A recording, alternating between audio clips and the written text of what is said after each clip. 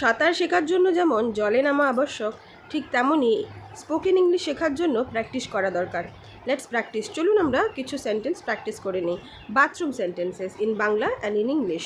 Number 1, I open the bathroom window. আমি বাথরুমের জানলা খুলি।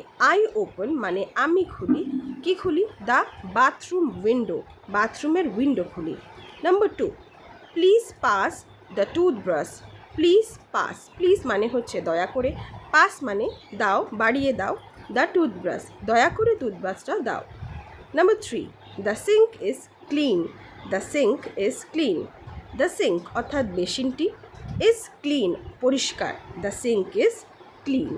Number 4, I wash my feet before sleeping.